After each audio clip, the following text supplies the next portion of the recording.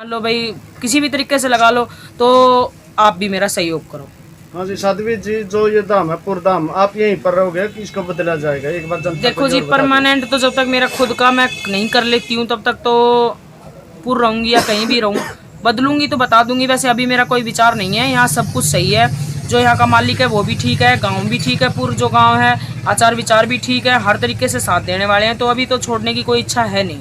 और वैसे भी ये किराए पे है तो किराए वाले को तो कोई परेशानी होती नहीं है, क्योंकि हम ऐसा कोई काम ही नहीं करते जिससे उसको कोई परेशानी बने। हाँ, अगर साल 2 साल में अपना खुद का हो जाता है, दाम बढ़ाने में मैं हो जाती हूँ सक्षम, तो भाई छोड़ देंगे फिर इसको। साध्वी जी, जो दिल्ली से जनता आती है उसको परेशानी होती है, और दिल्ली की जनता को आप क्या कहना चाहोगे? दिल्ली से जो जनता आती है, देखो कुछ लोग जो मेरे खिलाफ हैं, वो मैं जो बात कहूँगी उस बात से वो लोग और ज़्यादा एक्टिव हो जाएंगे। पर मैं फिर भी कहना चाहती हूँ शुरू से कही, अब भी कहूँगी, अगर दिल्ली की जनता चाहती है कि वो 160 किलोमीटर यहाँ के परेशान ना हो, तो दिल्ली की जनता के पास ज़मीनें भी हैं, सारी चीज़ें हैं। अगर वो मेरे को 600 गज या 1200 गज ज़मीन किराए पे दे दे, बेशक से किराए पे दे दे, तो मैं उनकी दिल्ली में ही झाड़ा लगा सकती हूँ। अगर कोई भाई इच्छुक हो कि भाई आप एक गद्दी आप दिल्ली आके लगाओ, तो मैं उस चीज़ के लिए हाँ कहती हूँ। मैं मंगलवार की गद्दी दिल्ली लूँगी, जो कि जनता वहाँ की जो आने वाली जनता है, आसपास की जनता जो 50 किलोमीटर की, वो कवर कर जाएगी दिल्ली को। तो उनको यहाँ आने के लिए 3-4 हज़ार का तेल नहीं फूकना पड़ेगा, वहीं की वहीं काम हो जाएगा उनका। तो जो भी भाई जिसके पास ज़मीन है, वो अगर ज़मीन देना चाहे मुझे, भाई मैं झाड़े लगा सकूं, गाड़ियों की व्यवस्था करवा सके वो, तो वो भाई मुझे, मेरा नंबर है 90 50 42 99 94। इस नंबर पे मुझे संपर्क कर सकता है, बता सकता है। मैं भी बहुत ज़्यादा उत्सुक हूँ कि मेरे को कोई ज़मीन मिले दिल्ली साइड, और मैं वहाँ जाके झाड़े लगाऊं, क्योंकि दिल्ली की जनता की परेशानी मुझसे देखी नहीं जाती। और भी काफ़ी दूर से लोग आते हैं, पर दिल्ली के लोग ज़्यादा हैं, और दिल्ली के इमरजेंसी मरीज़ ज़्यादा आते हैं, तो उनको बहुत परेशानी होती है यहाँ आने में। तो कोई भी भाई इच्छुक हो तो मुझसे बात कर सकता है। तो यही बात पूछना चाहेंगे, जो आपका झाड़िया का शेड्यूल है वही रह गया, चेंज हो गया? नहीं, सोमवार को वही फल दिया जाता है, और मंगलवार को झाड़े लगते हैं जो सभी तरीके के लगते हैं, और बृहस्पतिवार को भी झाड़े लगते हैं, और शनिवार को भी झाड़े लगते हैं, और एतवार को भी झाड़े लगते हैं। हाँ जी, वो एतवार को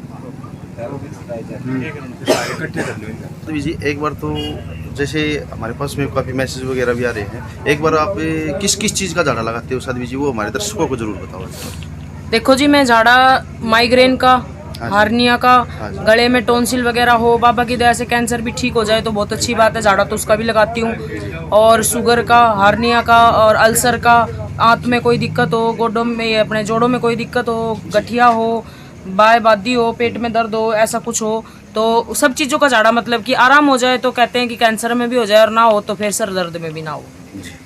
जो झाड़ाई प्रक्रिया है वो कैसी है जी, किस दिन लगता है? क्योंकि आज भी बहुत सारे लोग शराब वाले आ रहे हैं। देखो जी, ये लोग वीडियो देख के नहीं चलते हैं, और मीडिया काफ़ी, मैं दूर हो गई हूँ तो मीडिया पहुंची नहीं थी यहाँ पे, तो इनको शेड्यूल का पता नहीं चला कि शायद साध्वी ने भाई चेंज कर दिया हो सब कुछ, इस तरीके से ये लोग चल रहे हैं। तो रविवार को दारूकार नशे जो भी होते हैं उन सभी का ही झाड़ा रविवार को ही लगता है।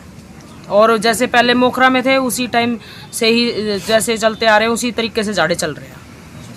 जो आपकी तपस्या चली हुई है वो किस टाइम से किस टाइम लगी है? मेरी जो तपस्या है वो 3:15 बजे शुरू होती है, क्योंकि 3:15 बजे भीड़ आनी कम हो जाती है, और शाम को 6:15 7:15 तक चलती है, आरती के टाइम तक। किस चीज़ की तपस्या है जी ये मैं खड़ेश्वरी तपस्या कर रही हूँ, एक पाँव से झूले पे खड़ेश्वरी तपस्या कर रही हूँ मैं। लगभग कितने दिन तक चलती रहेगी जी? जी, बाबा का आदेश है, मैंने तो अपना टाइम 7 दिन रखा है, बाकी बाबा की इच्छा है 7 दिन से बढ़ा दे या कम कर दे। साध्वी जी, एक कई दिन से चल रहा है जी पाखंड चमत्कार, आपने भी देखा होगा यूट्यूब पर। हाँ जी, मैं सभी की वीडियो देखती हूँ, और सभी पॉइंट में नोटिस भी करती हूँ, और मैंने देखा भी है। साध्वी जी, एक अब समय आ गया है जो कि काफ़ी लोग ऐसे हैं जिनका आराम होया है जी, काफ़ी ऐसे लोग हैं जी, देखो जी जो आप फल देते हो उससे भी आराम होया है लोगों का। क्या उन लोगों के लिए जी, काफ़ी लोग मीडिया के सामने नहीं आते, और देखो हमारा मानना है कि सामने आओ तो पता चले जी, तो उन लोगों के लिए कुछ संदेश दे। देखो जी, जो अपनी माताएं बहनें हैं वो मीडिया के सामने नहीं आना चाहती, और जो मतलब कुछ लोग नहीं भी आना चाहते, किसी कारण से लगा लो आप नहीं भी आना चाहते, तो उनके जो घर के बड़े बूढ़े हैं वो तो सामने आके कह ही सकते हैं। मैं तो आप लोगों को यही कहना चाहूँगी, जो भी इन वीडियो को देखेंगे, कि आप जनता को बताओगे तभी तो और लोग आएंगे। जनता को पता ही नहीं चलेगा कि किसी का आराम हो रहा है नहीं हो रहा, तो फिर जनता कैसे आएगी? तो जिनके मान ले आपकी वजह से किसी माता बहन का भला हो जाए, किसी भाई का बीमारी हो, 1% वह भी ठीक हो जाए, तो इसमें आपका क्या जाता है? मान ले 2 बात कहने में कि भाई हमारे आराम हो गया, हम झूठ तो बुलवा नहीं रहे, हम पैसे आपको दे नहीं रहे कि भाई आप ऐसे बोलो कैमरे के सामने। तो अगर सच्चाई है आपके पास, अगर नहीं आराम हो रहा है तो वो भी बताओ कैमरे के सामने कि भाई नहीं आराम हो रहा है, दोनों ही बातें बताओ। मैं तो ये कहती नहीं कि आराम आराम बताओ, ना आराम हो रहा तो वो बताओ कि साध्वी के पास हम 5 बार आ लिए, हमारे आराम नहीं हुआ, ये भी जनता को दिखाओ कि भाई इतनी बार आने से भी आराम नहीं हुआ। तो सच्चाई बताने में और दिखाने में कोई बुराई नहीं है। क्या साध्वी जी है कि अभी ऐसा एक समय आ गया कि लोगों को खुल के देखो आना चाहिए, जिनका चमत्कार हो रहा है हमारा मानना है कि खुल के आना चाहिए, जिनका आराम नहीं हो रहा है वो भी खुल के बताओ भी आराम नहीं हो रहा है हमारे को। क्या ऐसा कोई एक दिन निर्धारित नहीं हो सकता साध्वी जी? हाँ हो सकता है ऐसा दिन, पर जनता सपोर्ट करे तभी तो। अब एक बार तो मेरा जन्मदिन था, उस दिन मैंने सभी को आमंत्रण दिया था कि भाई जिन जिन के आराम हुआ है और जो मुझसे जुड़े हुए हैं वो सभी पहुँचे। उनमें से कुल 50% लोग भी नहीं पहुँच पाए हैं। तो इसको मैं क्या समझूं कि मैंने मतलब कि उनका साथ नहीं दिया या मैंने उनसे कुछ लेके काम किया है। मान लो जब जहाँ मुझे जनता की ज़रूरत होती है वहाँ तो जनता को पहुँचना चाहिए ना, और आना चाहिए देखो, और बताना चाहिए दूसरे लोगों को कि भाई इस चीज़ से हमने ऐसे झाड़े लगवाए, आराम हुआ या नहीं हुआ, जो भी बात है, और सहयोग देना चाहिए, भाई पहुँचना चाहिए यहाँ पे। पर वही बात है, नहीं पहुँच पाते तो उनकी समझ है। मैं तो यही कहूँगी कि भाई जैसे हम आपका साथ दे रहे हैं इस तरीके से हमारा साथ दो, आओ आप भी देखो सेवा में खड़े हो, 2-4 मिनट बताओ कि भाई हमारे ऐसे आराम हुआ है, ये हुआ है, वो हुआ है। तो भाई देखो जनता की समझ है, इसके बारे में हम कोई बात थोप नहीं सकते इनके ऊपर। सोमनाथ साध्वी जी, आप जो खड़े तपस्या कर रहे हो, इसका क्या फायदा है? इसका मुझे अपना कोई फ़ायदा नहीं है जी, इससे जनता का ही फ़ायदा है। एक तो जनता का जो भार मेरे ऊपर पड़ता है उस भार को कम करने के लिए ये तपस्या की जाती है, सभी भक्तों को ये करनी चाहिए। दूसरी बात, अगर हम झाड़े लगाए जाएंगे और कोई तप नहीं करेंगे, जिसके नाम से बैठे हैं उसको कुछ मतलब कि नहीं करके देंगे, तो वो कब तक साथ देंगे हमारा? तो इसलिए तप करके अपने तप को, शक्तियों को बढ़ाना, शक्तियों को अपने अंदर और ज़्यादा जागृत करना, इसलिए ये किया जाती है, तपस्या की जाती है। जो भी भगत होगा ना वो तपस्या ज़रूर करेगा, साल में 1 बार नहीं तो 2 बार तो कर भी लेते हैं, नहीं तो 1 बार तो ज़रूर भी करनी होती है, और करनी भी चाहिए। तप से ही शक्तियाँ संयोजित होती हैं और तभी आगे चलती है, नहीं तो झाड़े में काम करना बंद कर देंगे फिर फायदा क्या है?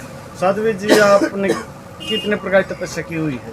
जी मैंने जलधारा तपस्या की है, मैंने खडेसरी की है, मैंने पचधुणे की तपस्या की है, मैंने मिट्टी की तपस्या की है। जो आगे कौन सी तपस्या रहेगी इसके? अभी इसके तपस्या के जाने के बाद शनिवार को ये समापन हो रहा है इसका, उसके बाद शायद रविवार से ही मिट्टी की तपस्या शुरू हो जाएगी। मिट्टी की तपस्या कैसे जी किया? मिट्टी के अंदर खड़े होके इतना मिट्टी के अंदर जाना और दबना, और जितना बाबा का भाई जो समय आदेश आएगा उतने देर तक मिट्टी के अंदर रहना। उस टाइम पे कीड़े मकोड़े भी खा जाते हैं अंदर ही अंदर, बहुत सारी चीज़ें होती हैं, पर हम अपने आप को कष्ट देंगे ना तभी इन लोगों के झाड़ा काम करेगा, नहीं तो झाड़ा काम नहीं करेगा। फिर फायदा क्या, इन लोगों को यहाँ बुलाना, परेशान करना, इतना किराया भाड़ा लगवाना, तो इसमें कोई फ़ायदा नहीं है ना, जनता को बेवकूफ़ बनाना।